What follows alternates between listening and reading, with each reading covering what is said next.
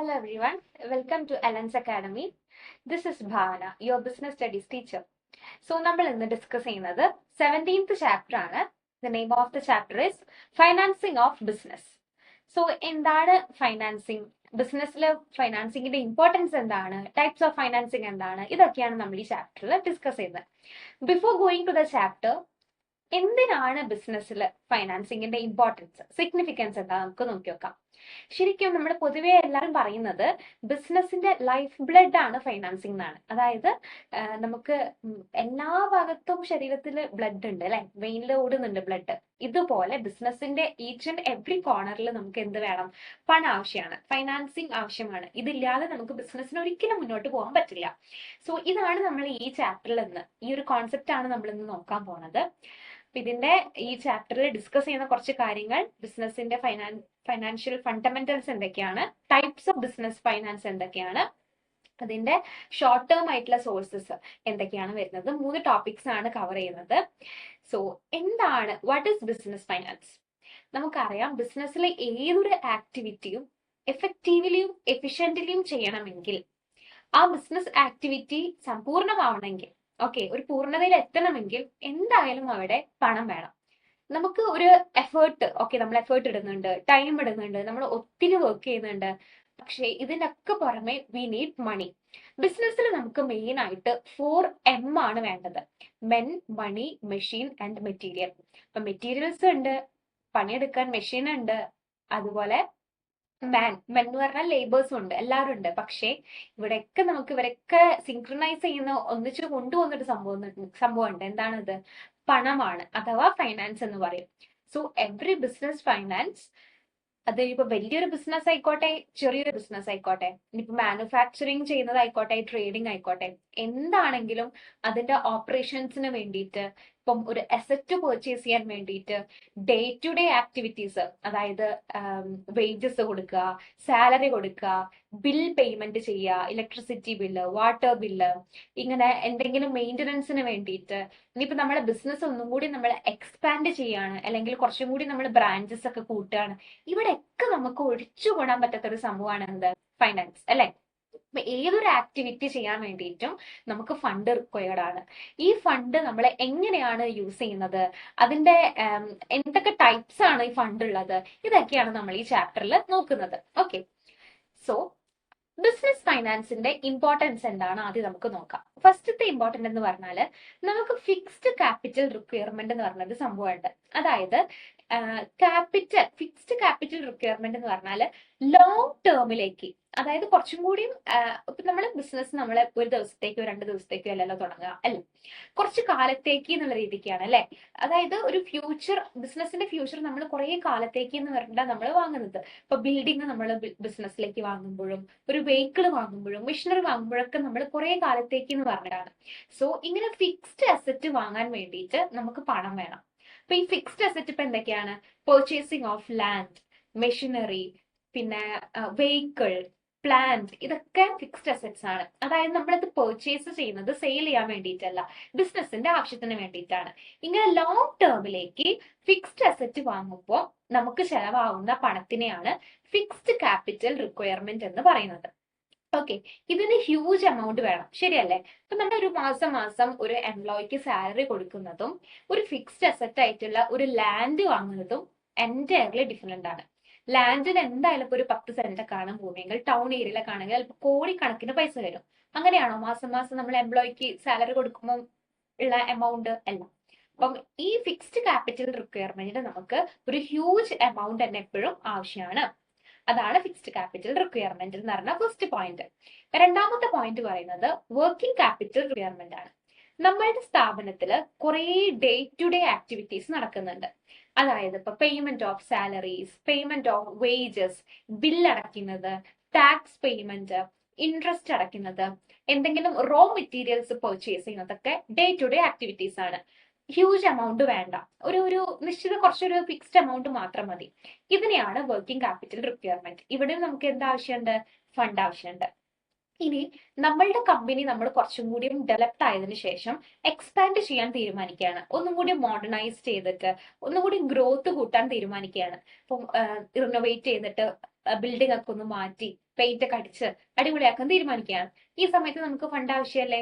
കുറച്ചും കൂടിയും എക്സ്പാൻഷൻ, നമ്മളെ കമ്പനിയിൽ പുതിയൊരു ബ്രാഞ്ച് തുടങ്ങുകയാണ് വേറെ സ്ഥലത്ത്. ഇപ്പോൾ കോഴിക്കോടാണെങ്കിൽ അടുത്ത് കൊച്ചിയിൽ തുടങ്ങുകയാണെന്ന് വിചാരിക്കുക, അല്ലെങ്കിൽ ഔട്ട്സൈഡ് കേരള തുടങ്ങുകയാണെന്ന് വിചാരിക്കുക. അപ്പോഴും നമുക്ക് ഫണ്ട് ആവശ്യമല്ലേ? അപ്പൊ ഇങ്ങനെ എക്സ്പാൻഷനും ഗ്രോത്തിനും നമുക്ക് ഫണ്ട് ആവശ്യമാണ്. ദെൻ നമുക്ക് പൊതുവെ കമ്പനിക്ക് പുറമെ ഈ ഒരു പെർട്ടിക്കുലർ കമ്പനീനെ കുറിച്ച് പറയുമ്പോൾ ആൾക്കാർ ഇവിടെ നല്ലതാണ്, ഇവിടുത്തെ സാധനം നല്ലതാണ്, നമുക്ക് എന്തായാലും ഒരു വിശ്വസിച്ച് വാങ്ങാം എന്നുള്ളൊരു പബ്ലിക് ഇമേജ് വേണമെങ്കിൽ അവിടെ നമുക്ക് സഫീഷ്യന്റ് ആയിട്ടുള്ള ഫണ്ട് അവൈലബിലിറ്റി വേണം. അതായത് നമ്മൾ കറക്റ്റ് ആയിട്ട് ക്രെഡിറ്റേഴ്സിന് പേയ്മെന്റ് ചെയ്യുന്ന ആൾക്കാരായിരിക്കണം. പിന്നെ നമുക്ക് ഫ്യൂച്ചറിലേക്ക് ലോൺ ഒക്കെ പെട്ടെന്ന് കിട്ടാൻ എളുപ്പമായിരിക്കും. നമ്മൾ ബാങ്കിൽ ലോൺ എടുക്കാൻ പോകുമ്പോൾ നമ്മളെ എന്താണ് നമ്മളുടെ പാസ്റ്റ് എന്നുള്ള അവർ നോക്കും അല്ലെ. ആ ക്രെഡിബിലിറ്റി ചെക്ക് ചെയ്യുന്ന സമയത്ത് നമ്മൾ കറക്റ്റ് ആയിട്ട് ക്രെഡിറ്റേഴ്സിന്, കടക്കാർക്ക് പൈസ അടയ്ക്കുന്ന സ്ഥാപനമാണ് എന്നൊക്കെ ഒരു പബ്ലിക് ഇമേജ് നമുക്ക് ഇംപ്രൂവ് ചെയ്യാൻ സഹായിക്കും. അപ്പൊ അത്യാവശ്യം നല്ല ഫണ്ട് ഉള്ള ഒരു ബിസിനസ് ആണെങ്കിൽ നമുക്ക് ലോൺ ഒക്കെ ഈസി ആയിട്ട് ലഭിക്കും. പബ്ലിക്കിന്റെ ഇടയിൽ നമുക്ക് നല്ലൊരു ഗുഡ് വിൽ, ഒരു സൽപ്പേരുണ്ടാവാനും അത് നമുക്ക് ഹെൽപ്പ് ചെയ്യുന്നുണ്ട്. Next, facing future threat. നമുക്കറിയാം ബിസിനസ് എന്ന് പറഞ്ഞാല് എപ്പോഴും ഫ്യൂച്ചറിസ്റ്റിക് ആണ്. ഫ്യൂച്ചർ എന്ന് പറഞ്ഞിട്ടുണ്ടെങ്കിൽ എന്താണ്? അൺസേർട്ടൺ ആണ്, വിച്ച് മീൻസ് അൺപ്രിഡിക്റ്റബിൾ ആണ്. നമുക്ക് എന്താണെന്നുള്ളത് പറയാൻ പറ്റില്ല. അപ്പൊ ഇതിനൊക്കെ സർവൈവ് ചെയ്യണമെങ്കിൽ ഇങ്ങനെ പല പല റിസഷൻ പീരീഡ് വരും. റിസഷൻ പീരീഡ് എന്ന് പറഞ്ഞാൽ എന്താ? ഫിനാൻഷ്യൽ ക്രൈസിസ് വന്നിട്ട് നമ്മൾ വളരെ താഴേക്ക് പോകാൻ ചാൻസ് ഉണ്ട്, ത്രെറ്റ് വരാൻ ചാൻസ് ഉണ്ട്. ഇപ്പൊ കോവിഡ് പോലുള്ള മഹാമാരി, എന്തെങ്കിലും നാച്ചുറൽ കലാമിറ്റീസ്, യുദ്ധം, ഇതൊക്കെ ബിസിനസിനെ എഫക്ട് ചെയ്യുന്നുണ്ട് അല്ലെ. As it is external thing ആണെങ്കിൽ പോലും നമ്മുടെ ബിസിനസിനെ എഫക്ട് ചെയ്യും. അല്ലെങ്കിൽ പുതിയൊരു നിയമം വരികയാണ്, ഇപ്പൊ GST വന്ന സമയത്ത്, ഡിമോണിറ്റൈസേഷൻ വന്ന സമയത്തൊക്കെ ബിസിനസിനെ എഫക്ട് ചെയ്തതാണ്. അപ്പൊ ഇങ്ങനെയൊക്കെ ഉള്ള സമയത്തും ആഡ്വക്കേറ്റ് ആയിട്ട് ഫിനാൻസിങ് ചെയ്യാൻ പറ്റിയ ഒരു കമ്പനി ആണെങ്കിൽ അവർക്ക് എപ്പോഴും അത് ഫേസ് ചെയ്യാൻ പറ്റും. എന്ത് ത്രെറ്റും എന്ത് ഭീഷണിയും ഫേസ് ചെയ്യാൻ പറ്റും. Okay, next, new opportunity tap ചെയ്യാൻ സഹായിക്കുന്നുണ്ട്. നമുക്കറിയാം റൈറ്റ് എമൗണ്ട് ഓഫ് ഫണ്ട് നമ്മളെ കയ്യിലുണ്ടെങ്കിൽ, റൈറ്റ് ടൈമിൽ നമ്മളെ കയ്യിലുണ്ടെങ്കിൽ ന്യൂ ചാലഞ്ചസ്, ന്യൂ റിസ്ക് ഒക്കെ നമുക്ക് എപ്പോഴും ഏറ്റെടുക്കാൻ പറ്റും. അല്ലെങ്കിൽ പുതിയൊരു സംഭവം വന്നു, നമുക്കത് ചെയ്യാൻ നമ്മളെ കയ്യിൽ പൈസ ഇല്ല, അപ്പൊ നമ്മളവിടെ മിണ്ടാതിരിക്കുകയുള്ളൂ ചെയ്യുക അല്ലെ. പക്ഷെ പൈസ ഉള്ള ഒരു കമ്പനി ആണെങ്കിൽ അവരെപ്പോഴും അത് ആദ്യം തന്നെ പോയിട്ട് അത് അക്വയർ ചെയ്യും. അപ്പൊ അവർക്ക് അവിടെ കൂടുതൽ പ്രോഫിറ്റ് കിട്ടാനും ചാൻസ് ഉണ്ട്. അപ്പൊ ഇങ്ങനെ ഒരു സംഭവം ഉണ്ട്, ടാപ്പിംഗ് ന്യൂ ഓപ്പർച്യൂണിറ്റീസ്. ഇതാണ് ബിസിനസിന്റെ ഇമ്പോർട്ടൻസ്, ബിസിനസ് ഫിനാൻസിന്റെ ഇമ്പോർട്ടൻസ് എന്ന് പറഞ്ഞാല്. Okay, fixed capital requirement, working capital requirement, expansion and growth, improving public image, facing future threat, tapping new opportunities. അടുത്തത് ടൈപ്സ് ഓഫ് ബിസിനസ് ഫിനാൻസ് ആണ് പറയുന്നത്. 3 ടൈപ്സ് ആണ് ബിസിനസ് ഫിനാൻസ് ഉള്ളത്. ഈ 3 ടൈപ്സ് എന്ന് പറഞ്ഞാൽ short term, medium term and long term. Less than 1 year, അതായത് ഒരു വർഷത്തിന് താഴെയാണ് നമുക്ക് ഫണ്ട് വേണ്ടതെങ്കിൽ, അത്രയും നമുക്ക് ഒരു വർഷത്തിന് താഴെ മാത്രമുള്ള എന്തെങ്കിലും ഒരു ജോലിക്ക് വേണ്ടിയിട്ടാണ് നമുക്ക് ഫിനാൻസ് ആവശ്യമെങ്കിൽ അതിന് നമ്മൾ പറയുന്നതാണ് ഷോർട്ട് ടേം ഫിനാൻസിങ് എന്ന്. ഒരു വർഷം മുതൽ ഒരു 5 വർഷത്തേക്കാണ് നമുക്ക് ഫണ്ട് ആവശ്യമെങ്കിൽ ആ ഒരു പെർട്ടിക്കുലർ ടേമിന് പറയുന്നതാണ് medium term financing. 1 to 5 years, 5 വർഷത്തിന് മുകളിലേക്കാണ് നമുക്ക് ഫിനാൻസ് റിക്വയർഡ് എങ്കിൽ അതിനെ ലോങ് ടേം ഫിനാൻസ് എന്നാണ് പറയാം. സോ 3 ആയിട്ടാണ് തിരിക്കുന്നത്: short term, medium term and long term. Less than 1 year ആണെങ്കിൽ ഷോർട്ട് ടേം, 1 to 5 ഇയേഴ്സ് ആണെങ്കിൽ medium term, more than 5 years ആണെങ്കിൽ 5+ ആണെങ്കിൽ ലോങ് ടേം. ഓക്കെ, ഇനി ഈ ഷോർട്ട് ടേം എന്ന് പറഞ്ഞിട്ടുണ്ടെങ്കിൽ നമ്മൾ പറഞ്ഞു 1 ഇയറിന്റെ താഴെ ആയിരിക്കും ഉണ്ടാവുക. ഇതിന്റെ മെയിൻ പേർപ്പസ് എന്ന് പറഞ്ഞിട്ടുണ്ടെങ്കിൽ എന്തിനൊക്കെ ആയിരിക്കും ഷോർട്ട് ടേം ഫിനാൻസ് ആവശ്യം? നമുക്ക് സാലറി കൊടുക്കാൻ വേണ്ടിയിട്ട്, വേജസ് കൊടുക്കാൻ വേണ്ടിയിട്ട്, ടാക്സ് പേയ്മെന്റിന്, ഇൻട്രസ്റ്റ് എന്തെങ്കിലും ഉണ്ടെങ്കിൽ പലിശ അടയ്ക്കാൻ വേണ്ടിയിട്ട്, bill payment, electricity bill, water bill, അങ്ങനത്തെ ബില്ലുകളൊക്കെ അടയ്ക്കാൻ വേണ്ടിയിട്ട്, പിന്നെ റോ മെറ്റീരിയൽസ്, നമുക്ക് അസംസ്കൃത വസ്തുക്കൾ പർച്ചേസ് ചെയ്യാൻ വേണ്ടിയിട്ട്, പിന്നെ വേറെ എന്തെങ്കിലും ഡേ ടു ഡേ കാര്യങ്ങളൊക്കെ മീറ്റ് ചെയ്യാൻ വേണ്ടിയിട്ടാണ് ഈ ഷോർട്ട് ടേം, അതിൽ ലെസ് ദാൻ 1 ഇയറിലേക്ക് നമുക്ക് ഫിനാൻസ് ആവശ്യം. ഓക്കെ, ഇനി മീഡിയം എന്ന് പറയുമ്പോൾ നമ്മൾ പറഞ്ഞു 1 to 5 ഇയേഴ്സ് ആണ്. അപ്പൊ കുറച്ച് വലിയൊരു ഇയർ തന്നെയാണല്ലോ, അത് കുറച്ച് വർഷം തന്നെ ഉണ്ട്, 5 വർഷം വരുന്നുണ്ട്. ഈ 5 വർഷത്തേക്ക് നമുക്ക് എന്തിനാണ് ഫണ്ട്? ഒന്ന്, നമ്മുടെ ടെക്നോളജി, നമ്മൾ എന്ത് ടെക്നോളജി ആണോ യൂസ് ചെയ്യുന്നത്, കമ്പ്യൂട്ടർ ആയിരിക്കാം, എന്തെങ്കിലും മെഷീൻസ് ആയിരിക്കാം, അത് അപ്ഗ്രേഡ് ചെയ്യാൻ വേണ്ടിയിട്ട് നമുക്ക് ഫണ്ട് ആവശ്യമാണ്. പിന്നെ എന്തെങ്കിലും മോഡേണൈസേഷൻ, നമ്മളിപ്പം നമ്മളുടെ ബിൽഡിംഗ് ഒന്ന് പെയിന്റ് അടിച്ചു, റിനോവേഷൻ ചെയ്തു, അപ്പൊ ആ ഒരു സമയത്ത് അതൊക്കെ ഒരു 1 to 5 ഇയേഴ്സിലേക്കൊക്കെ നമ്മൾ ചെയ്യാം. അപ്പൊ അവിടെ നമുക്ക് ഫണ്ട് ആവശ്യമാണ്. ഇതൊക്കെ പിന്നെ റിനോവേഷൻ, നമ്മൾ മെഷീൻസ് റീപർച്ചേസ് ചെയ്തു, ഓൾറെഡി പർച്ചേസ് ചെയ്തതിന് പുറമെ വീണ്ടും നമ്മൾ റീപർച്ചേസ് ചെയ്യുകയാണെങ്കിൽ, പിന്നെ ലാർജ് സ്കെയിൽ പബ്ലിസിറ്റി പ്രോഗ്രാം ഒക്കെ നടത്തുകയാണ്. പബ്ലിസിറ്റിക്ക് വേണ്ടിയിട്ട് നമ്മൾ എന്തെങ്കിലും പ്രോഗ്രാംസ് ഒക്കെ നടത്തുകയാണ്, സെലിബ്രിറ്റീസിനെയൊക്കെ വെച്ചിട്ട് കോൺടെസ്റ്റ് നടത്തുക, ഇങ്ങനെയൊക്കെ ചെയ്യുമ്പോഴൊക്കെ നമുക്ക് എന്ത് വേണം? മീഡിയം ടേം ഫിനാൻസ് വേണം. അടുത്തത് ലോങ് ടേം ഫൈനാൻസ് എന്ന് പറയുമ്പോൾ മോർ ദാൻ 5 years ആണ്. വിച്ച് മീൻസ് 5 to 10 or 20 അങ്ങനെ പോവത്. കുറച്ച് അധികം വലിയൊരു വർഷത്തേക്കാണ് ഈ ലോങ് ടേം നമ്മൾ ചെയ്യുന്നത്. അതായത് ലാൻഡ് പർച്ചേസ് ചെയ്യുക. ഇതൊക്കെ നമ്മൾ ഒരു 5-10 വർഷം കഴിഞ്ഞാൽ പിന്നെ അത് കഴിഞ്ഞിട്ടേ ചെയ്യുള്ളൂ. കുറേ കാലത്തേക്ക് എന്ന് പറഞ്ഞ് ചെയ്യണമെന്ന് ഇതൊക്കെ. ബിൽഡിംഗ് കൺസ്ട്രക്ട് ചെയ്യുന്നത്, പ്ലാന്റ് ആൻഡ് മെഷീനറി വാങ്ങുന്നത്, വലിയ ബിസിനസ് എക്സ്പാൻഷൻ ഒക്കെ ചെയ്യുന്നത്, ഇതൊക്കെ ലോങ് ടേം ഫിനാൻസിലാണ് പെടുന്നത്. ഓക്കെ, അപ്പൊ നമുക്ക് എന്താ പേർപ്പസ് എന്ന് മനസ്സിലായല്ലോ അല്ലെ? ഷോർട്ട് ടേമും മീഡിയം ടേമും ലോങ് ടേമും ആണ് ഉള്ളത്. ഇനി ഇതിന്റെ ഒരു കമ്പാരിസൺ ചെയ്യുകയാണെങ്കിൽ, ഷോർട്ട് ടേം എന്ന് പറയുമ്പോൾ ഇതിന്റെ പീരീഡ് അപ് ടു 1 year ആണ്. അതിന്റെ യൂസസ് നമ്മൾ പറഞ്ഞു, salary, wages, tax, interest, bill, ഇതൊക്കെ പേയ്മെന്റ് ചെയ്യാനും പിന്നെ റോ മെറ്റീരിയൽസ് പർച്ചേസ് ചെയ്യാനും. ഇനി മീഡിയത്തിലേക്ക് വരികയാണെങ്കിൽ 1 year തൊട്ടിട്ട് 5 year വരെയാണ് ഉള്ളത്. നമ്മളെ കമ്പനി ഒന്നും കൂടി റിനോവേറ്റ് ചെയ്യുക, മോഡേണൈസേഷൻ ചെയ്യുക, ഒന്നും കൂടി ഒരു പുതിയ മെഷീനറി കൂടി റീപർച്ചേസ് ചെയ്യുന്നത്, ലാർജ് സ്കെയിൽ പബ്ലിസിറ്റി പ്രോഗ്രാംസ് ഒക്കെ ചെയ്യുമ്പോൾ മീഡിയം ടേം ആണ് നോക്കുന്നത്. ഇനി ലോങ് ടേം എന്ന് പറയുമ്പോൾ 5 yearsഉം അതിന്റെ മുകളിലേക്കും പോകുന്നതാണ് ലോങ് ടേം. ഇപ്പൊ ലോങ് ടേമിൽ നമ്മൾ വലിയ കാര്യങ്ങളായിരിക്കും ചെയ്യുക. ലാൻഡ് പർച്ചേസ് ചെയ്യുക, ബിൽഡിംഗ് വാങ്ങുക, ബിൽഡിംഗ് കൺസ്ട്രക്ഷൻ ചെയ്യുക, അല്ലെങ്കിൽ പ്ലാന്റ് ആൻഡ് മെഷീനറി വാങ്ങുന്നതൊക്കെയാണ് ഇതിൽ വരുന്നത്. ഓക്കെ, അപ്പൊ കമ്പാരിസണിലൂടെ നമുക്ക് ശരിക്കും എന്താണെന്ന് മനസ്സിലായിണ്ടാവുമല്ലോ അല്ലെ? ഷോർട്ടും മീഡിയവും ലോങ്ങും. ഈ ഒരു ടൈം പീരീഡ് എപ്പോഴും നന്നായിട്ട് ഓർത്ത് വെക്കുക. പേർപ്പസും അത്യാവശ്യം പഠിച്ചു വെക്കുക എന്തൊക്കെയാണെന്നുള്ളത്. അങ്ങനെയാകുമ്പോൾ നമുക്ക് എളുപ്പത്തിൽ എഴുതാൻ പറ്റും കേട്ടോ. അടുത്തത് മെത്തേഡ്സ് ആണ്. ഈ ഷോർട്ട് ടേം ഫൈനാൻസ് നമ്മൾ പറഞ്ഞു അല്ലെ, 1 yearലേക്കുള്ളതാണ് ഷോർട്ട് ടേം ഫൈനാൻസ്. ഇവിടെ നിന്നൊക്കെയാണ് നമുക്ക് ഈ ഷോർട്ട് ടേം ഫൈനാൻസ് കിട്ടുക? നമുക്ക് നോക്കാം. എപ്പോഴും നമുക്ക് അറിയുന്ന ആ ഒരു ഫൈനാൻസ് എന്താ? ലോൺ എടുക്കുക എന്നുള്ളതാണ്. പക്ഷെ അത് മാത്രമല്ല ഉള്ളത്, വേറെ കുറെ varieties of short term financing ഉണ്ട്. അതിൽ കൊമേഴ്ഷ്യൽ ബാങ്ക് ആണ് മെയിൻ ആയിട്ട് നമുക്ക് ഷോർട്ട് ടേം ഫൈനാൻസ് തരുന്ന, ബിസിനസ്സിന് വേണ്ടിയിട്ട് തരുന്ന ഒരു സോഴ്സ് എന്ന് പറയുന്നത്. മാറിപ്പോരുത്, കൊമേഴ്ഷ്യൽ ബാങ്ക് ആണ് ബിസിനസ്സിന് ഷോർട്ട് ടേം ഫൈനാൻസ് തരുന്ന മെയിൻ സോഴ്സ്. അപ്പൊ എങ്ങനെയൊക്കെയാ തരുന്നത്? ഒന്ന് ബാങ്ക് ക്രെഡിറ്റ് വഴി തരുന്നുണ്ട്, അതായത് over draft, cash credit, short term loans, discounting of bills ഒക്കെ ആണ് അതിന്റെ എക്സാമ്പിൾസ്. പിന്നെ ട്രേഡ് ക്രെഡിറ്റ് എന്ന് പറയുമ്പോൾ ട്രേഡേഴ്സിന് കൊടുക്കുന്നതാണ്. Credit facility given by suppliers for raw materials or finished goods. നമുക്ക് സപ്ലയേഴ്സിന് അതിൽ ക്രെഡിറ്റ് ഇത് കൊടുക്കുന്നത് അധികം ബിസിനസ്മാൻ ആയിരിക്കും, ട്രേഡേഴ്സിനായിരിക്കും ഇത് കൊടുക്കുന്നുണ്ടാവുക. പിന്നെ വേറെ മെത്തേഡ്സ് ആണ് factoring, advance payment, Inter corporate deposits എന്നൊക്കെ പറയുന്നത്. അപ്പൊ ഇതെന്താണ് നമുക്കൊന്ന് ഡീറ്റെയിൽ ആയിട്ട് നോക്കാം. അപ്പൊ ഇതിൽ ആദ്യം ഞാൻ പറയാൻ പോകുന്നത് ബാങ്ക് ക്രെഡിറ്റ് അല്ലെങ്കിൽ ഓവർ ഡ്രാഫ്റ്റ് ആണ്. അപ്പൊ ഓവർ ഡ്രാഫ്റ്റ് എപ്പോഴും കൊടുക്കുക അധികം ബിസിനസ്മാൻ ആയിരിക്കും. ഒരു ബാങ്കിൽ, കൊമേഴ്ഷ്യൽ ബാങ്കിൽ ഓൾറെഡി കറന്റ് അക്കൗണ്ട് ഉള്ള ബിസിനസ്മാൻ ആണ് ഈ ഒരു ഓവർ ഡ്രാഫ്റ്റ് ഫെസിലിറ്റി കിട്ടുക. ഇതിന് കസ്റ്റമേഴ്സിന് കറന്റ് അക്കൗണ്ട് വേണം. ഇതാണ് ആദ്യം നോക്കേണ്ടത്. കറന്റ് അക്കൗണ്ട് എന്ന് പറഞ്ഞാൽ നമ്മൾ ഈ ഫിക്സ്ഡ് അക്കൗണ്ടും സേവിങ്സ് അക്കൗണ്ട് ഒക്കെ പോലെ ബിസിനസ്മാൻ തുടങ്ങുന്ന ഒരു അക്കൗണ്ട് ആണ് കറന്റ് അക്കൗണ്ട്. ഇതിന്റെ ഒരു പ്രത്യേകത എന്താ വെച്ചിട്ടുണ്ടെങ്കിൽ 24 hours നമുക്കിത് യൂസ് ചെയ്യാം. ബിസിനസ്മാൻ ആയതുകൊണ്ട് എപ്പോഴും നമുക്കത് ട്രാൻസാക്ഷൻസ് നടത്താം, പൈസ ഇടാം, എടുക്കാം, അങ്ങനെ എപ്പോഴും ചെയ്യാൻ പറ്റും, ലിമിറ്റേഷൻസ് ഇല്ല.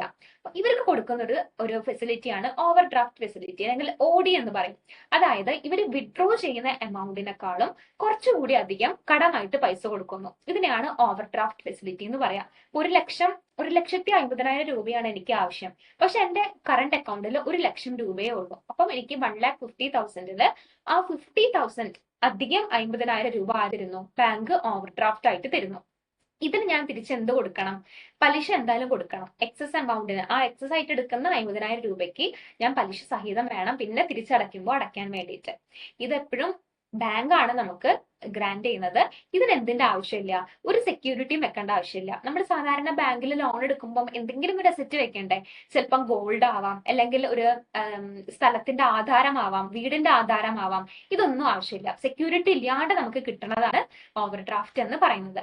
ഇവിടെ ആകെ ഒരു കണ്ടീഷൻ ഉള്ളൂ, വാങ്ങുന്ന ബോറോവർ, കടമെടുക്കുന്ന ആൾ ആരാണോ ആ ആൾക്ക് ആ ബാങ്കിൽ അക്കൗണ്ട് വേണം. കറണ്ട് അക്കൗണ്ട് വേണം, അത് മസ്റ്റ് ആയിട്ടും വേണം, വേറെ ഒന്നും ആവശ്യമില്ല.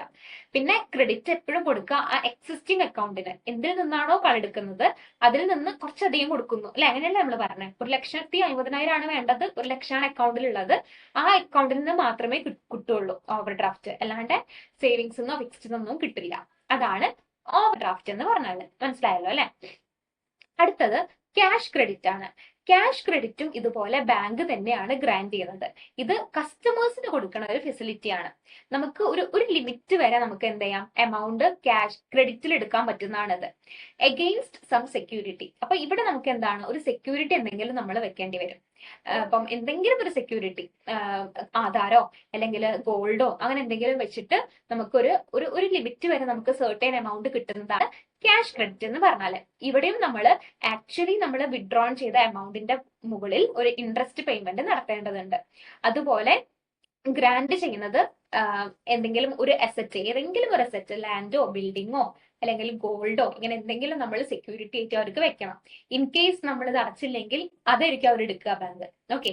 പിന്നെ not necessary that the borrower has an account. ഇവിടെ ബോറോവറിന് അക്കൗണ്ട് വേണം നിർബന്ധമില്ല. ആ ബാങ്കിൽ ഇപ്പൊ ഞാനിപ്പം SBIയിൽ പോയിട്ടാണ് എടുക്കുന്നതെങ്കിൽ എനിക്ക് SBIയിൽ അക്കൗണ്ട് വേണമെന്നില്ല. പകരം അവർക്ക് എന്ത് കൊടുത്താൽ മതി, നമ്മൾ സെക്യൂരിറ്റി വെക്കുന്നുണ്ട് അല്ലെ, ആ വെച്ചാൽ മാത്രം മതി. പിന്നെ ക്രെഡിറ്റ് എപ്പോഴും ഒരു സെപ്പറേറ്റ് അക്കൗണ്ട് തുടങ്ങിയിട്ട് ആ അക്കൗണ്ടിലായിരിക്കും പൈസ ഇടുക. ലോൺ എടുക്കുന്ന അതിൽ ഈ ക്യാഷ് ക്രെഡിറ്റ് എടുക്കുന്ന ആൾക്ക് ഒരു അക്കൗണ്ട് തുടങ്ങും, ആ അക്കൗണ്ടിലേക്കായിരിക്കും ക്യാഷ് പോവുക. പിന്നെ നമ്മൾ ആ അക്കൗണ്ടിലാണ് എന്തിടേണ്ടത്, തിരിച്ച് ആ പൈസ അടയ്ക്കേണ്ടത്. അത്രയേ ഉള്ളൂ ക്യാഷ് ക്രെഡിറ്റ് എന്ന് പറയുന്നത്. അടുത്തത് രണ്ട് വേറെ മെത്തേഡാണ്. ഒന്ന് ഷോർട്ട് ടേം ലോൺ, നമ്മൾ എപ്പോഴും കേൾക്കുന്നതാണ് അല്ലെ ലോൺ. അപ്പൊ കുറച്ച് ചെറിയൊരു കാലത്തേക്ക്, ഒരു വർഷത്തേക്ക് കൊടുക്കുന്നതാണ് ഷോർട്ട് ടേം ലോൺ എന്ന് പറഞ്ഞാൽ. ഒരു ലംസം ആയിട്ട് ഒന്നിച്ചൊരു തുക നമ്മൾ കൊടുക്കുന്നു. അവിടെയും നമ്മൾ എന്ത് ചെയ്യണം, ഒരു അസറ്റ് എന്തെങ്കിലും സെക്യൂരിറ്റി ആയിട്ട് ആ ബാങ്കിന് നമ്മൾ കൊടുക്കണം. അപ്പൊ കസ്റ്റമർ തിരിച്ചടയ്ക്കണ സമയത്ത് ഇൻട്രസ്റ്റ് അടക്കം, പലിശ അടക്കം വേണം തിരിച്ചടയ്ക്കാൻ വേണ്ടിയിട്ട്.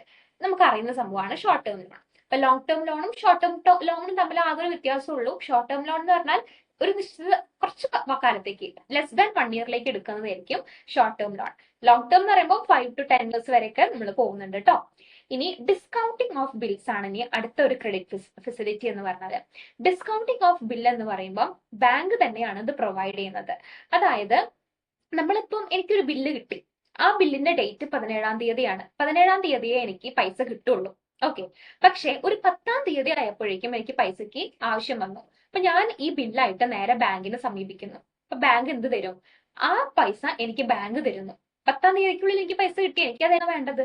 പക്ഷെ ചെറിയൊരു എമൗണ്ട് ആരെടുക്കും, ബാങ്ക് എടുക്കും. ചെറിയൊരു ഒരു പെർസെന്റേജ്, 1% എമൗണ്ട് ബാങ്ക് എടുത്തിട്ടായിരിക്കും എനിക്കത് തരിക. ഓക്കെ.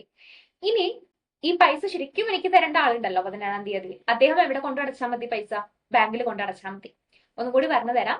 ഡിസ്കൗണ്ടിങ് ഓഫ് ബിൽസ് എന്ന് പറയുമ്പോൾ എനിക്കൊരു ബില്ല് ഞാൻ നേരെ ബാങ്കിൽ കൊണ്ടുപോയി പ്രസന്റ് ചെയ്യുന്നു. ആ പ്രസന്റ് ചെയ്തിട്ട് ബാങ്ക് ചെറിയൊരു കമ്മീഷൻ പിടിച്ചിട്ട് എനിക്ക് പൈസ തരുന്നു. എനിക്ക് ആ ഒരു ഡേറ്റിന്റെ, മെച്യൂരിറ്റി ഡേറ്റിന്റെ മുൻപേ പൈസയ്ക്ക് ആവശ്യം വന്നു. മെച്യൂരിറ്റി ഡേറ്റ് 17-ാം തീയതിയാണ്, 10-ാം തീയതിയൊക്കെ ആയപ്പോഴേക്കും എനിക്ക് പൈസയ്ക്ക് ആവശ്യം വന്നു. സോ ബില്ലായിട്ട് ബാങ്കിൽ പോകുന്നു, ബാങ്ക് എനിക്ക് ചെറിയൊരു കമ്മീഷൻ പിടിച്ചതിന് ശേഷം പൈസ തരുന്നു. പിന്നെ ആ ശരിക്കും പൈസ 17-ാം തീയതി തരേണ്ട വ്യക്തി നേരെ ബാങ്കിൽ കൊണ്ടായിട്ടാണ് പൈസ ഇടേണ്ടത്. ഓക്കെ. ഇത്രയേ ഉള്ളൂ ഡിസ്കൗണ്ടിങ് ഓഫ് ബിൽസ് എന്ന് പറഞ്ഞാൽ. അടുത്തത് ട്രേഡ് ക്രെഡിറ്റ് ആണ് നമ്മൾ പറയാൻ പോകുന്നത്. ട്രേഡ് ക്രെഡിറ്റും ഒരു ഷോർട്ട് ടേം ഫിനാൻസ് തന്നെയാണ്. ഇവിടെ ക്രെഡിറ്റ് ഫെസിലിറ്റി മാനുഫാക്ചറർ അല്ലെങ്കിൽ ട്രേഡർക്കായിരിക്കും ഉണ്ടാവുക. ട്രേഡർക്കായിരിക്കും കൊടുക്കുക സപ്ലയർ. അതിൽ സപ്ലയർ എന്ന് പറഞ്ഞാൽ എന്താണോ സപ്ലൈ ചെയ്യുന്ന ആള്. ഇപ്പം ഞാനാണ് സപ്ലയർ, ഞാൻ ഇപ്പം ടെക്സ്റ്റൈൽസ് ഗാർമെന്റ്സ് തുണികളാണ് സപ്ലൈ ചെയ്യുന്നത്. അപ്പൊ എന്റെ അടുത്തുനിന്ന് വാങ്ങുന്ന മാനുഫാക്ചറർ, എന്റെ അടുത്തുനിന്ന് വാങ്ങുന്ന ഹോൾസെയിലർ, എന്റെ അടുത്തുനിന്ന് വാങ്ങുന്ന റീറ്റെയിലർ, ഇവർക്ക് ഞാൻ കൊടുക്കുന്ന ക്രെഡിറ്റ് ഫെസിലിറ്റി ആണ് എന്ത്, ട്രേഡ് ക്രെഡിറ്റ് എന്ന് പറഞ്ഞാൽ. ഇപ്പൊ റോ മെറ്റീരിയൽസ് പർച്ചേസ് ചെയ്യുക, ഇതൊക്കെ ക്രെഡിറ്റിൽ വാങ്ങുമല്ലോ. അപ്പൊ അവരുടെ കയ്യിൽ പൈസ ഉണ്ടാവില്ല. ചിലപ്പോൾ ഹോൾസെയിലർ എടുത്ത് റോ മെറ്റീരിയൽസ് വാങ്ങാൻ പൈസ ഉണ്ടാവില്ല. അല്ലെങ്കിൽ മാനുഫാക്ചറർ എടുത്ത്, അത് പ്രൊഡ്യൂസ് ചെയ്യുന്ന ആളെടുത്ത് എന്റെ അടുത്ത് നിന്ന് അസംസ്കൃത വസ്തുക്കൾ വാങ്ങണം ആ വ്യക്തിക്ക്. പക്ഷെ ആ വ്യക്തിന്റെ കയ്യിൽ പൈസ ഇല്ല. അപ്പൊ ഞാൻ ക്രെഡിറ്റിൽ കൊടുക്കുന്നു, ഇമ്മീഡിയറ്റ് ആയിട്ട് കൊടുക്കുന്നു. പേയ്മെന്റ് പിന്നെ ഒരു സമയത്തേക്ക് വെക്കുന്നു. അപ്പൊ യൂഷ്വലി ഇത് നമ്മളൊരു 1 തൊട്ടിട്ട് 3, ഒരു 1 to 3 months നമ്മൾ ചെയ്യാം. നമ്മളെ ഒരു ഡ്യൂറേഷൻ അനുസരിച്ചിരിക്കും. അങ്ങനെ പ്രത്യേകിച്ച് ഫോർമൽ ആയിട്ട് സെക്യൂരിറ്റി ഒന്നും ഞാൻ ചോദിക്കില്ല. ചില സമയത്ത് ചോദിച്ചെന്ന് വരും. അപ്പൊ സ്ഥിരമായിട്ട് വാങ്ങുന്ന ആൾക്കാരൊക്കെ ആണെങ്കിൽ നമുക്കൊരു വിശ്വാസത്തിന്റെ പുറമെ കൊടുക്കും.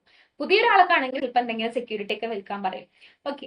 പിന്നെ ട്രസ്റ്റ് ആണ് ഇവിടെ മെയിൻ ആയിട്ട്. ബിസിനസ് റിലേഷൻഷിപ്പിലെ ട്രസ്റ്റ് ആണ് ഇവിടെ മെയിൻ ആയിട്ട് നമ്മൾ നോക്കുന്നത്. ആ ട്രസ്റ്റിന്റെ പുറമെ നമ്മൾ സെക്യൂരിറ്റി വാങ്ങാറില്ല. അപ്പം 1 to 3 മന്തിനുള്ളിൽ തിരിച്ചടയ്ക്കും എന്നുള്ളൊരു വിശ്വാസമുണ്ട്. അതിന്റെ മുന്നേ അടയ്ക്കുകയാണെങ്കിൽ ചിലപ്പോൾ ഞാൻ അവർക്ക് ഡിസ്കൗണ്ടും കൊടുക്കും. അപ്പൊ അതാണ് ട്രേഡ് ക്രെഡിറ്റ് എന്ന് പറഞ്ഞാൽ. ഇവിടെ സപ്ലയർ മാനുഫാക്ചറിനോ അല്ലെങ്കിൽ ട്രേഡറിനോ കൊടുക്കുന്ന കടത്തിൽ സാധനം കൊടുക്കുന്നതിനെയാണ് ട്രേഡ് ക്രെഡിറ്റ് എന്ന് പറയുന്നത്. നെക്സ്റ്റ് വൺ ഫാക്ടറിംഗ് ആണ്. ഫാക്ടറികളിൽ ഇൻവോൾവ് ആയിട്ടുള്ള ഒരാളെ നമുക്ക് തേർഡ് പാർട്ടി ഇവിടെ വരും. ഇവിടെ ഞാനും ഒരു വ്യക്തിയും പ്ലസ് പുറമേ നിന്നൊരാളും കൂടി വരും. ആ പുറമേ നിന്നുള്ള ആളെയാണ് നമ്മൾ ഫാക്ടർ എന്ന് വിളിക്കുന്നത്. ഇതും ഒരു ഷോർട്ട് ടേം ഫിനാൻഷ്യൽ നീഡിന് വേണ്ടിയിട്ട് ചെയ്യുന്നതാണ്. ബിസിനസ്സിന് തന്നെയാണ് ഇത് ചെയ്യുന്നത്. ബിസിനസ് എന്ത് ചെയ്യുന്നു? ബിസിനസിന്റെ ബില്ല്, അതിന് എനിക്കിപ്പോ ആരൊക്കെ പൈസ തരാണ്ട്, ഞാൻ ആർക്കൊക്കെ പൈസ കൊടുക്കാണ്ട് എന്നൊക്കെയുള്ള ബില്ല് എന്റെ കയ്യിൽ ഉണ്ടാവുമല്ലോ. ഈ ബില്ല് ഞാനൊരു തേർഡ് പാർട്ടിക്ക് വിൽക്കുന്നു. ഓക്കെ. പിന്നെ ഡിസ്കൗണ്ടിലായിരിക്കും ഞാൻ വിൽക്കുന്നുണ്ടാവുക. ഓക്കെ. വിറ്റ് കഴിഞ്ഞാൽ പിന്നെ നമ്മളായിട്ട് എന്താണ്, നമ്മൾ പിന്നെ അതിന് ചിന്തിക്കുകയേ വേണ്ട. അത് ആര് നോക്കിക്കോളും? ഈ ഫാക്ടർ എന്ന് പറഞ്ഞിട്ടുള്ള തേർഡ് പാർട്ടി നോക്കിക്കോളും. ഫാക്ടർ ആയിരിക്കും പിന്നെ റെസ്പോൺസിബിൾ. പൈസ അവർക്ക് തിരിച്ചു കൊടുക്കാനും ഇങ്ങോട്ട് പൈസ വാങ്ങാനും ഒക്കെ അവരാണ് ചെയ്യുക. ഞാൻ പിന്നെ അതിനെ കുറിച്ച് ആലോചിക്കുകയേ വേണ്ട. അപ്പൊ വലിയ വലിയ കമ്പനിയൊക്കെ ഇങ്ങനെ കുഞ്ഞു കുഞ്ഞു ക്രെഡിറ്റും ഡെപ്റ്ററൊക്കെ ഉണ്ടെങ്കിൽ അവർക്ക് ഇങ്ങനെ പിന്നാലെ നടന്നു പോയി വാങ്ങാൻ സമയം ഉണ്ടാവില്ല. അപ്പൊ ഇവരാണ് ഇത് അധികം ചെയ്യുക. ഇവരിങ്ങനെ ഒരു ഫാക്ടർ ഏൽപ്പിക്കും. കാര്യങ്ങളൊക്കെ ഫാക്ടർ നോക്കിക്കോളും. പിന്നെ ഫാക്ടർ ആണ് റെസ്പോൺസിബിൾ. ആ പൈസ വാങ്ങാനും പൈസ കൊടുക്കാനുള്ളത് കൊടുക്കാനൊക്കെ അവർ നോക്കിക്കോളും. അപ്പം എനിക്കിപ്പം ഒരു 50,000 രൂപ കടമുണ്ട്. അറ്റ് ദ സെയിം ടൈം 1,00,000 രൂപ കിട്ടാനുണ്ടെന്ന് വിചാരിക്കുക. അപ്പൊ ഞാനിത് ഈ ബില്ലായിട്ട് ഫാക്ടർ എടുത്ത് പോകുന്നു. ഫാക്ടർ എനിക്ക് ഈ പൈസ ശരിയാക്കി തരുന്നു. സോ ഫാക്ടറിങ്ങിന്റെ മെയിൻ ഫീച്ചേഴ്സ് എന്ന് പറയുന്നത് ഇവിടെ ബിസിനസ്സിന് അഡ്വാൻസ് ആയിട്ട് എന്ത് കിട്ടുന്നുണ്ട്? പൈസ കിട്ടുന്നുണ്ട്. പിന്നെ വരുന്നത് factor changes A specific amount for providing the service. ഒരു ചെറിയ എമൗണ്ട് ഫാക്ടർക്ക് നമ്മൾ എന്തായാലും കൊടുക്കണം ഈ ഒരു സർവീസ് ചെയ്യുന്നതിന് വേണ്ടിയിട്ട്. പിന്നെ നമ്മളെ ക്യാഷ് ഫ്ലോ ഭയങ്കര ഇംപ്രൂവ് ചെയ്യാൻ ഹെൽപ്പ് ചെയ്യുന്നുണ്ട്. നമ്മൾ കൂടുതലായിട്ട് ബേർഡൻ തലയിൽ എടുത്ത് വെക്കേണ്ട ആവശ്യം വരുന്നില്ല. കാരണം നമുക്ക് തരേണ്ട പൈസ ആര് തരുന്നു? ഫാക്ടർ തരുന്നു. പിന്നെ നമ്മളും ഫാക്ടറും തമ്മിലുള്ള ആ ഒരു ഇതോട് കൂടിയിട്ട് നമുക്ക് ആരാണോ പൈസ തരേണ്ടത് അവരെ പിന്നാലെ നമ്മൾ പോകേണ്ട ആവശ്യമില്ല. അപ്പൊ അതിങ്ങനെ വല്ലാണ്ട് ഡെപ്റ്റ് എന്ന് പറഞ്ഞ ബേർഡൻ നമ്മളെ തലയിൽ എടുത്ത് വെക്കേണ്ട ആവശ്യം ഇവിടെ കുറയും ഫാക്ടറിങ് ചെയ്തോട് കൂടിയിട്ട്. കാരണം ഫാക്ടറാണ് പിന്നെ എല്ലാ കാര്യവും നോക്കുന്നത്. അപ്പൊ ഇതും ഒരു ഷോർട്ട് ടേം ആയിട്ട് നമ്മൾ ചെയ്യുന്ന ഒരു ഫിനാൻഷ്യൽ നീഡിന് വേണ്ടി ചെയ്യുന്നതാണ് കേട്ടോ. അടുത്തത് അഡ്വാൻസ് പേയ്മെന്റും ഇന്റർ കോർപ്പറേറ്റ് ഡെപ്പോസിറ്റ്സ് ആണ് നമ്മൾ നോക്കുന്നത്. അഡ്വാൻസ് പേയ്മെന്റ് എന്ന് പറയുമ്പോൾ അഡ്വാൻസ് പേയ്മെന്റ് ആ പേര് തന്നെ വ്യക്തമാണ് അല്ലെ, നമ്മൾ അഡ്വാൻസ് ആയിട്ട് ഇവിടെ പേയ്മെന്റ് ചെയ്യുന്നതാണ്. അപ്പൊ ബിസിനസ് അഡ്വാൻസ് പേയ്മെന്റ് ചെയ്യുന്നത് ചില ഓർഡേഴ്സ് ഒക്കെ പ്ലേസ് ചെയ്യുമല്ലോ കസ്റ്റമേഴ്സിൽ നിന്ന്, അപ്പോഴാണ് ഈ അഡ്വാൻസ് പേയ്മെന്റ് ചെയ്യുന്നത്. ഈ മെത്തേഡ് എപ്പോഴും യൂസ് ചെയ്യുന്നത് അപ്പം ലാർജ് ഓർഡർ ഒക്കെ ആണെന്ന് വിചാരിക്കുക. ഇപ്പൊ ഗുഡ്സ് എക്സ്പെൻസീവ് ആയിട്ടുള്ള പ്രൊഡക്ട്സ് നിങ്ങൾ ലാർജ് ആയിട്ടുള്ള ഓർഡർ ഒക്കെ ചെയ്യുകയാണെങ്കിൽ ഇങ്ങനൊരു അഡ്വാൻസ് നമ്മൾ ആദ്യമേ പേയ്മെന്റ് ചെയ്യുന്നതിനെയാണ് അഡ്വാൻസ് പേയ്മെന്റ് എന്ന് പറയുന്നത്. ഇന്റർ കോർപ്പറേറ്റ് ഡെപ്പോസിറ്റ്സ് അഥവാ ICD എന്ന് പറഞ്ഞിട്ടുണ്ടെങ്കിൽ ഒരു അൺസെക്യൂർഡ് ആയിട്ടുള്ള ഒരു ഷോർട്ട് ടേം ഡെപ്പോസിറ്റ് ആണ്. ഇതിൽ സെക്യൂരിറ്റി കുറച്ച് കുറവായിരിക്കും. ഇതൊരു കമ്പനിയാണ് ചെയ്യുന്നത് വിത്ത് അനദർ കമ്പനി. 2 കമ്പനീസ് ചേർന്ന് ചെയ്യുന്നതാണ് ഇന്റർ കോർപ്പറേറ്റ് ആണ്. ഇന്റർ എന്ന് പറഞ്ഞാൽ എന്താണ്? 2 പേര് ഉണ്ട് എന്ന് അതിന്റെ അർത്ഥം അല്ലെ. കോർപ്പറേറ്റ് ആരാണ്? കമ്പനിയാണ്. അപ്പൊ 2 കമ്പനികൾ തമ്മിൽ ചെയ്യുന്നതാണ്. അപ്പം സർപ്ലസ് ആയിട്ട് ഇപ്പൊ എക്സ് എന്ന് പറഞ്ഞിട്ടുള്ള ഒരു കമ്പനിക്ക് അത്യാവശ്യം സർപ്ലസ് ഫണ്ട് ഉണ്ടെന്ന് വിചാരിക്കാം. അപ്പൊ Y എന്ന് പറഞ്ഞ കമ്പനിക്ക് ഫണ്ട് കുറച്ച് കുറവാണ്. അപ്പൊ ഇങ്ങനെ സർപ്ലസ് ആയിട്ട് ഫണ്ട് ഉള്ള കമ്പനി എക്സ് എന്ന് പറഞ്ഞ കമ്പനി Y എന്ന് പറഞ്ഞ കമ്പനിക്ക് എന്ത് കൊടുക്കുന്നു? ഫണ്ട് കൊടുക്കുന്നു അവരുടെ നീഡിന് വേണ്ടിയിട്ട്. ഇത്രയേ ഉള്ളൂ ഇന്റർ കോർപ്പറേറ്റ് ഡെപ്പോസിറ്റ്സ്. ഇതിന്റെ കുറച്ച് ടൈപ്സ് എന്ന് പറഞ്ഞാൽ കോൾ ഡെപ്പോസിറ്റ്സ് ഉണ്ട്. അതായത് ഇപ്പം 1 ഡേ ഡ്യൂറേഷനിൽ ഒറ്റ ദിവസത്തേക്കൊക്കെ കൊടുക്കുന്നുണ്ട്. പക്ഷെ അതിന്റെ ഇൻട്രസ്റ്റ് 10% ഇരിക്കും. പിന്നെ മന്തിലേക്ക് കൊടുക്കുന്നുണ്ട് ഫോർ 3 മന്ത്. അതിന്റെ ഇൻട്രസ്റ്റ് 12% ആയിരിക്കും. ഒരു 6 മാസത്തേക്കൊക്കെ അങ്ങനെ കൊടുക്കുന്നവരുണ്ട്. അതിന്റെ ഇൻട്രസ്റ്റ് റേറ്റ് 15% ആയിരിക്കും. ഓക്കെ. ഇനി നമ്മൾ പറഞ്ഞു ഓവർ ഡ്രാഫ്റ്റും ക്യാഷ് ക്രെഡിറ്റും അല്ലെ. അപ്പൊ ഇത് തമ്മിലുള്ള വ്യത്യാസം എന്താ നമുക്ക് നോക്കി നോക്കാം. ഓവർ ഡ്രാഫ്റ്റ് ചെയ്യുന്ന സമയത്ത് നമുക്ക് എന്തായാലും ഒരു സെക്യൂരിറ്റിന്റെ ആവശ്യം ഇല്ല അവിടെ. കാരണം ഇവിടെ നമുക്ക് വേണ്ടത് ബാങ്കിൽ ഒരു അക്കൗണ്ട് മാത്രമാണ്. ഓക്കെ. കറണ്ട് അക്കൗണ്ട് ഉണ്ടാവണം, ഇത്ര മാത്രമേ നിർബന്ധമുള്ളൂ. നമ്മൾ ഒരു സെക്യൂരിറ്റിയും ബാങ്കിൽ വെക്കേണ്ട ആവശ്യമില്ല. പക്ഷെ ക്യാഷ് ക്രെഡിറ്റ് ചെയ്യുമ്പോൾ നമ്മൾ എന്തായാലും ഒരു സെക്യൂരിറ്റി അല്ലെങ്കിൽ ഒരു അസറ്റ്, ഒരു ഗോൾഡോ ലാൻഡോ ബിൽഡിങ്ങോ എന്തെങ്കിലും എന്താണ് ഒരു ആധാരോ അങ്ങനെ എന്തെങ്കിലും നമ്മൾ വെക്കേണ്ടതുണ്ട്. പക്ഷെ ബാങ്ക് ഓവർ ഡ്രാഫ്റ്റിന് അത് ആവശ്യമില്ല, ക്യാഷ് ക്രെഡിറ്റിന് അത് ആവശ്യമുണ്ട്. പിന്നെ ബാങ്കുമായിട്ടുള്ള റിലേഷൻഷിപ്പ് എന്ന് പറയുമ്പോൾ ബാങ്ക് ഓവർ ഡ്രാഫ്റ്റ് എടുക്കുന്ന വ്യക്തിക്ക് ബാങ്കായിട്ട് റിലേഷൻഷിപ്പ് ഉണ്ട്. കാരണം എന്താ, ഒരു അക്കൗണ്ട് ഉള്ളതുകൊണ്ടാണ് ബാങ്ക് ഓവർ ഡ്രാഫ്റ്റ് കിട്ടിയത് അല്ലെ. ബോറോവർക്ക് ഇവിടെ അക്കൗണ്ട് ഉണ്ട്. ക്യാഷ് ക്രെഡിറ്റ് എന്ന് പറയുമ്പോൾ ഇങ്ങനെ ഒരു ബോറോവർക്ക് അക്കൗണ്ടിന്റെ ആവശ്യമില്ല. ആ ബാങ്കിൽ ഇപ്പം PNB-ന്നോ കാനറയെന്നോ ആണ് നിങ്ങൾ ക്യാഷ് ക്രെഡിറ്റ് എടുക്കുന്നതെങ്കിൽ നിങ്ങൾക്ക് അവിടെ അക്കൗണ്ട് വേണം നിർബന്ധമില്ല. അവിടെ ആ ഒരു സെക്യൂരിറ്റി മാത്രം നിങ്ങൾ വെച്ചാൽ മതി. പിന്നെ എക്സിസ്റ്റിംഗ് അക്കൗണ്ടിന്, ഇപ്പൊ നിലവിലുള്ള അക്കൗണ്ടിന് മാത്രമേ നിങ്ങൾക്ക് ഓവർ ഡ്രാഫ്റ്റ് കിട്ടുള്ളൂ. പിന്നെ ക്യാഷ് ക്രെഡിറ്റ് എടുക്കുന്ന സമയത്ത് ബാങ്ക് നമുക്ക് അപ്പോഴാണ് പുതിയൊരു അക്കൗണ്ട് ഉണ്ടാക്കി തരുന്നത്. ഒരു സെപ്പറേറ്റ് അക്കൗണ്ട് ഉണ്ടാക്കി തരും. അതിൽ അവര് പൈസ നമുക്ക് തരുന്നു, നമ്മൾ തിരിച്ചടയ്ക്കുമ്പോൾ ആ ഒരു അക്കൗണ്ടിലേക്ക് പൈസ ഇടുന്നു. ഇത്രയേ ഉള്ളൂ. ഓക്കെ. പിന്നെ എക്സസ് എമൗണ്ട് നമുക്ക് ഇവിടെ വിഡ്രോൺ ചെയ്യാൻ പറ്റും ബാങ്ക് ഓവർ ഡ്രാഫ്റ്റിൽ. എമൗണ്ട് ആക്ച്വലി വിഡ്രോൺ, ഇവിടെ ആക്ച്വലി നമ്മൾ എത്രയാണോ വിഡ്രോ ചെയ്യുന്നത് ആ എമൗണ്ട് മാത്രമേ നമുക്ക് പറ്റുള്ളൂ. ഓക്കെ. ഇവിടെ നമുക്ക് എക്സസ് ആയിട്ട് നമ്മൾ ഓൾറെഡി വിഡ്രോ ചെയ്യുന്നതിന് പുറമെയും എക്സസ് ആയിട്ട് കുറച്ചും കൂടി എമൗണ്ട് വിഡ്രോ ചെയ്യാൻ പറ്റും ബാങ്ക് ഓവർ ഡ്രാഫ്റ്റിൽ. ഇനി നമ്മൾ ഈ ചാപ്റ്ററിൽ പഠിച്ച എല്ലാ കാര്യങ്ങളും നമുക്കൊന്നും കൂടി ഒന്ന് നോക്കി നോക്കാം. നമ്മൾ ചാപ്റ്ററിന്റെ പേര് ബിസിനസ് ഫൈനാൻസ് എന്നായിരുന്നു. ഇതിൽ മെയിൻ ആയിട്ട് നമ്മൾ ഇതിന്റെ ഇമ്പോർട്ടൻസ് നോക്കി അല്ലെ. എന്തൊക്കെയാണ് ഇമ്പോർട്ടൻസ്? ഫിക്സ്ഡ് ക്യാപിറ്റൽ റിക്വയർമെന്റ് വേണം, വർക്കിംഗ് ക്യാപിറ്റലിന് ആവശ്യമാണ്, പിന്നെ എക്സ്പാൻഷൻ നമുക്ക് ആവശ്യമാണ്, പബ്ലിക് ഇമേജ് ഉണ്ടാവാൻ വേണ്ടിയിട്ട്, എന്തെങ്കിലും ഭീഷണി ഉണ്ടെങ്കിൽ അതിനെ ഫേസ് ചെയ്യാൻ വേണ്ടിയിട്ട്, നമുക്ക് പുതിയ പുതിയ ഓപ്പർച്യൂണിറ്റീസ് എടുക്കാൻ വേണ്ടിയിട്ടൊക്കെ ബിസിനസ് ഫൈനാൻസ് ആവശ്യമാണ്. പിന്നെ ടൈപ്സ് നോക്കുമ്പോൾ ഒരു വർഷത്തിന്റെ താഴെ പോവുകയാണെങ്കിൽ ഷോർട്ട് ടേമും, 1 to 5 years ആണെങ്കിൽ മീഡിയവും, 5 yearsന്റെ മുകളിലാണെങ്കിൽ ലോങ് ടേം ഫിനാൻസിങ് ആണ് ഉള്ളത്. പിന്നെ ഈ ഷോർട്ട് ടേമിന്റെ പേർപ്പസും ലോങ് ടേമിന്റെ പേർപ്പസും മീഡിയത്തിന്റെ പേർപ്പസും നമ്മൾ നോക്കിയിരുന്നു. അതിനുശേഷം നമ്മൾ പഠിച്ചത് ഷോർട്ട് ടേം ഫിനാൻസിങ് എങ്ങനെയൊക്കെയാണ് റേസ് ചെയ്യുക. ഇപ്പം ബാങ്കിലൂടെയാണ് അധികം ചെയ്യുക, കൊമേഴ്ഷ്യൽ ബാങ്ക് ആണ് ചെയ്യുക. Bank credit, over draft, cash credit, short term fund loans, discounting of bill. പിന്നെ ഇപ്പൊ ട്രേഡിലാണെങ്കിൽ, ട്രേഡേഴ്സിന്റെ ഇടയിലാണെങ്കിൽ ക്രെഡിറ്റ് ഫെസിലിറ്റി കൊടുക്കുന്നുണ്ട്. ഇത് കൂടാതെയുള്ള കുറച്ച് മെത്തേഡ്സ് ആണ് ഫാക്ടറിങ്ങും, അഡ്വാൻസ് പേയ്മെന്റും, ICD-യും അഥവാ ഇന്റർ കോർപ്പറേറ്റ് ഡെപ്പോസിറ്റ്സും. അപ്പൊ അതൊക്കെ എന്താണെന്ന് ഡീറ്റെയിൽ ആയിട്ട് നമ്മൾ നോക്കി. നെക്സ്റ്റ് ഇതിൽ ഇത്രയും കാര്യങ്ങളായിരുന്നു നമ്മൾ ഈ പാഠത്തിൽ നോക്കിയത്. ബിസിനസ് ഫൈനാൻസിന്റെ എസെൻഷ്യൽ ഫീച്ചേഴ്സ് എന്തൊക്കെയാണ്, അതിന്റെ ഇമ്പോർട്ടൻസ് എന്തൊക്കെയാണ്, ദെൻ 3 ടൈപ്സ് ഏതൊക്കെയാണ് വരുന്നത് ബേസ്ഡ് ഓൺ ടൈം. ഏതൊക്കെയായിരുന്നു? ഷോർട്ടും, മീഡിയവും, ലോങ്ങും. പിന്നെ മൾട്ടിപ്പിൾ സോഴ്സസ്, ഷോർട്ട് ടേമിൽ അവൈലബിൾ ആയിട്ടുള്ള മൾട്ടിപ്പിൾ സോഴ്സസും നോക്കി. എളുപ്പമല്ലേ? ഈ ചാപ്റ്റർ ചെറിയൊരു ചാപ്റ്റർ ആണ് അല്ലേ. അപ്പൊ നമുക്ക് ഇനി നെക്സ്റ്റ് ചാപ്റ്റർ ആയിട്ട് അടുത്ത ക്ലാസ്സിൽ കാണാം. അതുവരേക്കും എല്ലാവർക്കും ബൈ ആൻഡ് താങ്ക് യു.